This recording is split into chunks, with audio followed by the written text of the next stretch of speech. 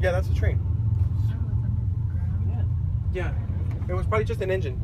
During the riots, basically police officers were brought to the border so that no rioters would go into the city of Southgate. There was also local workshops by local police. This is by word of some of the elders who have been here for a really, really long time.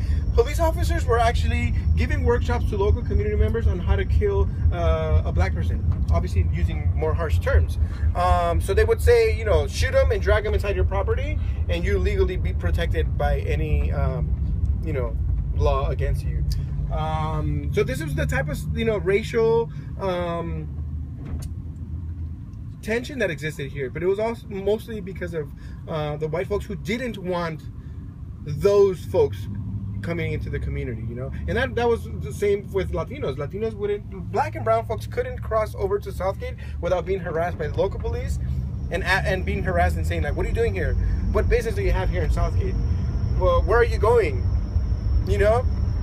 So that you know has changed now because, you know, well, not really, because there's also a lot of white folks in the force who are still kind of like, you know. So even as the populations change, you still have police officers who are not from the community, so there's not that, you know, connection. There's a big push for bringing more Latinos into the force, but you still have some of that tension remaining. So what you can see here on Alameda, I can't see where we're going. I'm gonna go to where? Oh yeah, but I can see where we are. Oh yeah, so if you look to your right, that's the Central Metal and other facilities. But what you can see on Alameda is that there's this huge strip from South Los Angeles when it's leaving downtown LA all the way to Wilmington of recycling facilities and auto dismantling going on here on Alameda. So there's a couple glass recycling places as well, or places where you can switch your windshield. But all the way down to Wilmington, you're gonna see this type of industry here. And then just right on the other side of these facilities, it's a small, just one block. On the other side is residential.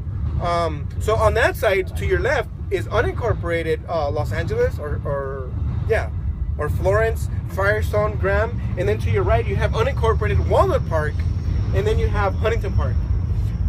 So that development that we just left on Florence, yes, are we? No, we're not there yet.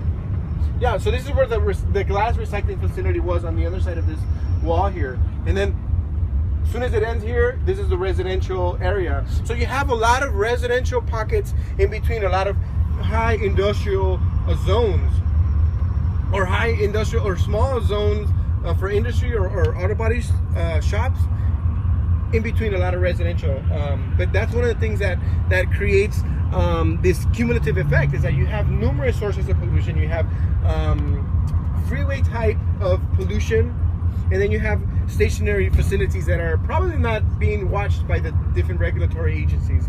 To your right, this development is one example of brownfield revitalization. This is actually developed by the first Latino developer. This used to be warehouses and a bunch of different, you know, industrial pieces of land that were abandoned for a really, really long time.